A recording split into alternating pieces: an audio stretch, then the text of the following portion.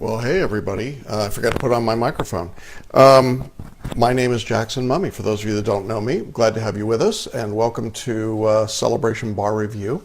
For the last 25 years or so, when I remember to put on my microphone, I've been successfully helping students to pass their bar exams in states like California, Florida, New York, Texas, Georgia, the multi-state, and the UBE. And today, I want to share with you a message that I call the Brown Bag Review, just talking about the difficulty of how hard it is to self-diagnose and self-assess your results on the bar exam. Now, what I mean by that, maybe some of you have heard of the Brown Bag Review in medicine. A lot of people like to self-medicate. They like to pick up their own medicines and drugs and so on. And so when you go to a doctor's office, often for the first time, they say, bring a brown bag with you. You see where mine comes from. But bring the brown bag with all the medications that you take, everything that's over the counter, everything, so that you can get a 360-degree view of what medicines you're taking. Well, that struck me as being a pretty apt analogy for the bar exam in reviewing results. And today, as I'm talking to you, we're getting results in Georgia, and that's the last of the big jurisdictions around the country, from February 2016. And so it's an appropriate time, I think, to talk about if you took the bar exam, whether it was in February or before, how do you self-assess and diagnose? And what are some of the common mistakes that people make when they're doing that? I'm going to go through 5 of the big problem areas that I think happen for people. And then I'll offer some solutions and some ways for you to get more information and some freebies that will help you do some of this diagnosis. So let's just jump right in with these 5 common errors that I think bar takers make. The first of them, when you get your bar results, is that a lot of bar takers literally do not know how to read their score report. And it's not their fault. I mean, the score report itself contains sometimes misleading information. For example, in Florida, they give you a number called a raw written score on the Florida portion. That number is totally misleading. 2 applicants with exactly the same raw number can have wildly different scaled scores because of the way the exam is scored.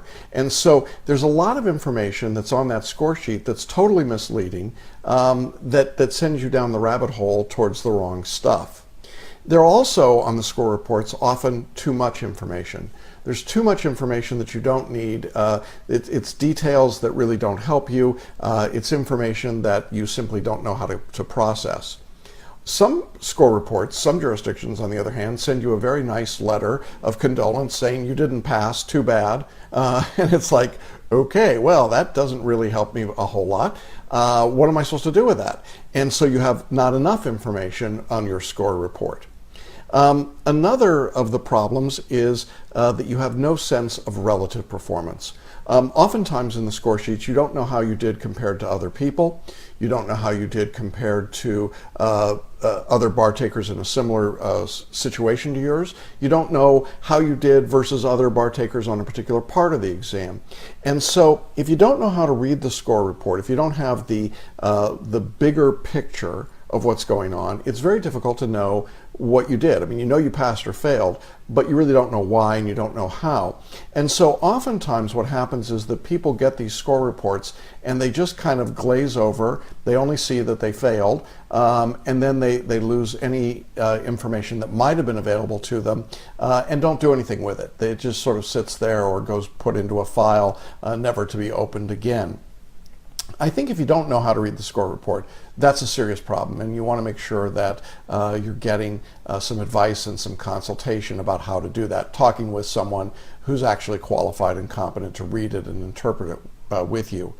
And so that's the first of our errors. The second error that I find bar takers make when it comes to self-assessment and diagnosis is that they fail to understand how their test is actually graded and scored. Now, I've written and spoken a great deal, both in our podcasts and our videos and in other places, about all of the myth and misapprehensions and misunderstandings about the different bar exams. It is absolutely staggering the things that people believe about how the exam is actually graded and scored. One of the biggest problems that people seem to get into is this perception that there is a small group of very talented, very academic, very intellectual bar graders who actually sit down and stroke their beards, assuming they're men, and read their, smoke their pipes, stroke their beards, sit in the brown leather stuffed chair, and carefully and quietly contemplate their work. Folks, that doesn't happen anywhere in the country. The reality of who's grading your essays depends on the jurisdiction, but here's the most common picture of a bar grader. Think of Beaker from the Muppets with his hair going, which is pretty much the way I look most of the time. It's someone who's overworked. They're doing this as a side gig for about $3.10 an essay that they score. They are not happy to be there. They are not thrilled about doing it. They're giving you about 5 minutes per essay in most jurisdictions when they read. And if you don't understand that, if you don't know how your exams are being graded and scored, it is virtually impossible to be successful on the exam. In other words, if you think that the bar grader is literally just looking for buzzwords, well, you'd write that way. Or if you think that they're just looking for memorized rules, you'd write that way. And so I think that for all of you, the reality is that you got to know who your reader is, who your grader is, what the rules are, and what they're looking for. And typically what I find is that very few people who fail the bar really know how the test is graded. Now add to that a lot of them don't know how the test is even scored. They'll ask questions like, well, what did it take for a passing score? Or what does this MBE score mean? Did I have a passing score here? Well, if you didn't know that, it's pretty tough to know what you're aiming for. And without knowing what you're aiming for, you're not likely to be successful. And frankly, some of this is because there's so much bad information out there. But frankly, another part of it is just people are lazy and they don't do the research and they don't ask the questions that they need to ask to find out how the test is actually going to be graded and scored. So that's the second of our common errors when it comes to diagnosing your performance after the exam. Now, the third error that people make is a little more subtle, and I would just describe it as bias. We only see what we expect to see. I've shared with some of you the fairly famous psychological study in which a group of subjects were brought into a room and they were asked to watch a short video in which children were passing white balls and black balls to each other across the room. And the subjects were told to count the number of white balls that got moved and the number of black balls that got moved. Well, in the middle of the video, on the screen, a man comes running out onto the middle of the room where the balls are being passed, and he starts beating his chest. He's dressed in a pink gorilla outfit. Does this for about 20 seconds or so, and he runs off the screen again. After the video is done running, the researchers ask the subjects, what did you see? Well, here's the weird part. Most people, the vast majority of people, never saw the guy in the gorilla suit. And you say, well, how could that be? I mean, it was obvious. The guy's in a pink gorilla suit, he's pounding his chest, he's screaming. How could they miss it? Well, it was the bias of only looking for and seeing what you expected to see. They expected to see only children passing white balls and black balls back and forth, so they never saw anything else. Now, the way that comes in to the bar exam is that many of you expect to see only one thing on the test. You expect to see a test that's built around rule memorization or recitation or elements of law or tricky questions if you took somebody's bar review course that built entirely on that theory that all of the questions are tricky and sneaky. If you've got that bias built in, you're going to test that way. And so the result is that you'll probably do worse on the exam than if you just take it for what it is. Now, when you're assessing your results afterwards, here's how the bias picture fits in. I have a lot of people that come to me from other courses or studying on their own who failed the exam. And for example, they're in California or a state that gives the multi-state performance test. And they will say uniformly, I failed the exam because of my performance test. Okay, that's interesting. But when I go back and look at the score sheets for them, the scores don't bear that out. The scoring doesn't actually show that they failed because of the performance test. Maybe they failed because of the MBE or the essays or everything else, but the reality is that it wasn't the performance test. So why do people single that out?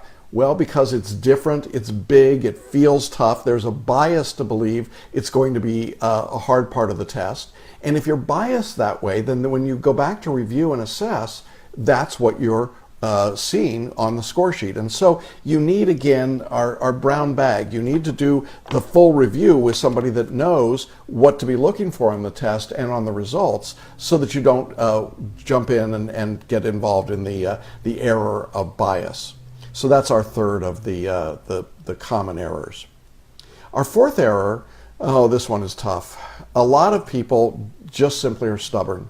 They get their results, they're mad about them, they're angry, they're depressed. They're all the things that I think are legitimate reactions to a failing score. But then it turns to hardness, to stubbornness. And the reality is this: change is hard. Changing what you do is hard. And if you're invested in what you've been doing, as many bar takers are, they're deeply invested in the approach. They've spent money, they spent time, they spent energy, and it didn't work. And then they did it again, and it didn't work. And then they did it again, and it didn't work. And they did it again without changing, without modification, and it keeps not working. Now, you and I would look at that objectively and say, what's wrong with you? You got to change what you're doing. But bar takers get stuck in their ways. They get stubborn. I remember hearing somebody talk about this in financial terms and saying it's sort of like the baby's diapers. The baby thinks to themselves, well, it's warm and stinky, but at least it's mine. And I think there's a certain element of that. Oh, that's bad, isn't it? There's a certain element of that in the way bar takers function, that they simply would rather live with the bad results repeated time and time again than to honestly confront the fact that they have to make changes. So some of you who are watching today are undoubtedly people who have taken Barbary or Kaplan or one of the big box bar reviews, and you failed, and you've done it again, and you failed, and you've done it again, and you failed, and nothing changes, and you keep failing, and you keep going back thinking somehow it's going to be different. Well, the reality is it probably won't. And in this environment, with the pass rates as low as they are nationally, I think being stubborn is really an extraordinarily bad choice to make. I think you've got to make changes if what you're doing doesn't work. And within the course, you got to make changes. So if you're taking a course and you're committed to that course provider, find a different way within that course. Think about the philosophy in the background and see if it makes sense for you, and then be willing to make the change. But don't sit in your stinky diapers every 6 months getting failing results and don't do anything about them. And I think that for a lot of people, that's one of the hard things when their results come out, is that they've got this sort of deep-seated belief that they're going to just get that failing result and go back and do it again and go back and do it again. And it's really a sad thing when you see it happening.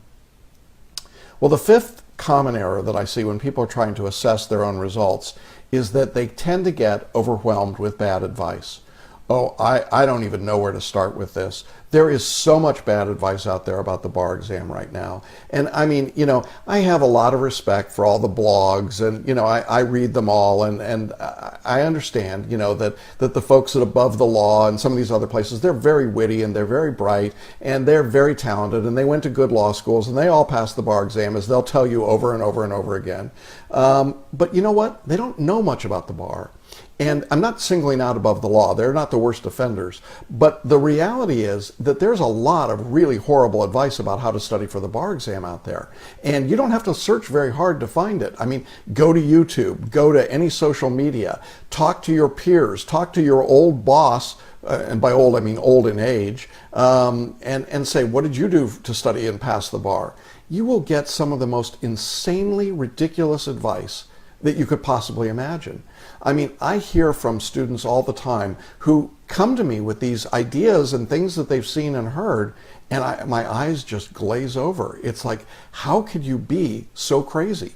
I made the mistake of going online the other day to a site that LexisNexis put out, and they were looking for eyeball views, and they said, what is your advice for people about how to pass the bar exam? And I mean, they had hundreds of responses, and it was staggering what people said. It was everything from don't study at all to study and cram overnight and read hundreds of books or don't read any books. It was memorize everything, don't memorize anything. It was all over the board. And here's the reality. If you are bouncing like a pinball machine ball between one item and another, one piece of advice and another, you're in deep trouble on this exam. You got to lock in, find out who you can trust, and then follow that wisdom and really work it through. Now, I have a particular philosophy about the exam. I hope you'll follow my philosophy. But the truth is, there are other people that have different approaches, and if you like their approach, you should follow it. You shouldn't try to combine them. You shouldn't take one from column A and one from column B and one from column C. It's not a good approach at all. I have people that tell me how much they appreciate my YouTube videos, and that's very nice. But then in the next breath, they start telling me about all the other YouTube videos they've watched about the bar, which say exactly the opposite thing. And, I'm like, well, what are you going to do? I mean, who are you going to follow? Who are you going to listen to?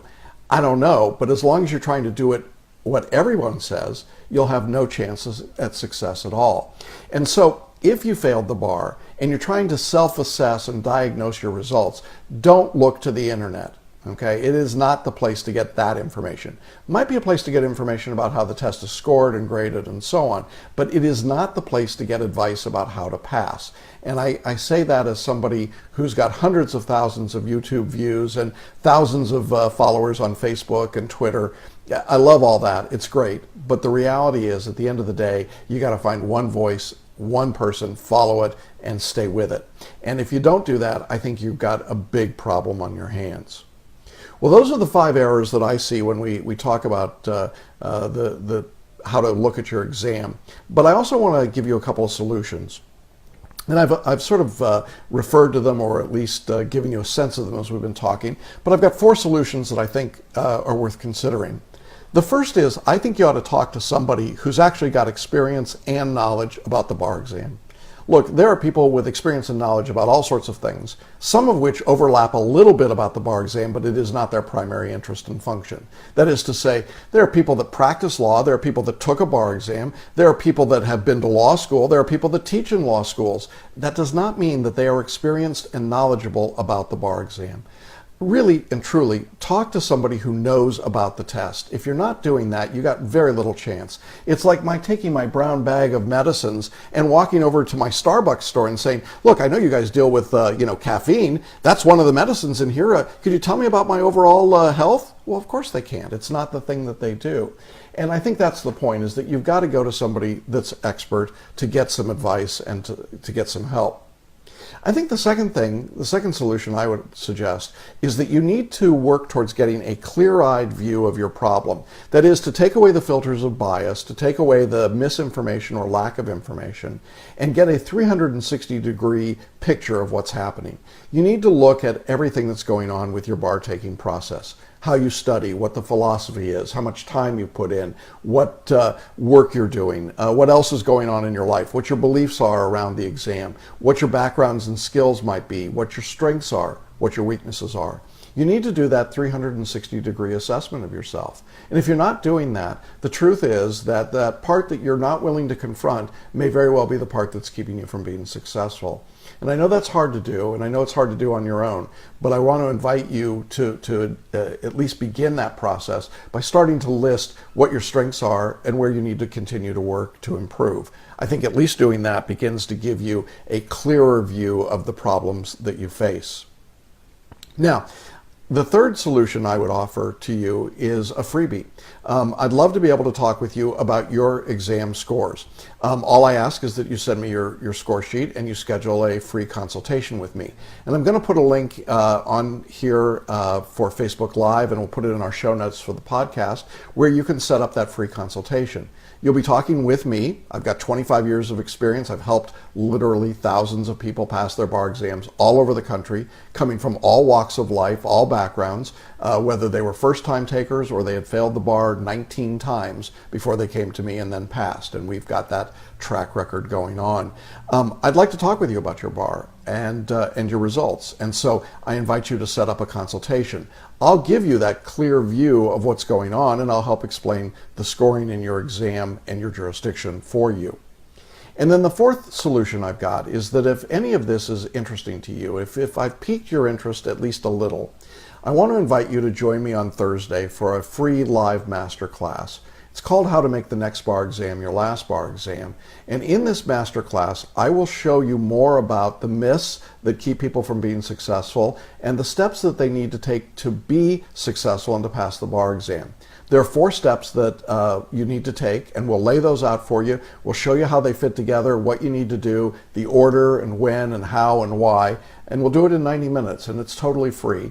And to register for that masterclass, all you have to do is go to celebrationbarreview.com, click on the button that says Claim My Spot, give us your email and we'll get you registered. And we'll put that link in our show notes as well for you so that you can jump on and watch. I think you'll find that class is incredibly helpful at giving you some insight if you failed the bar as to why you might have failed and what you need to do to change those results.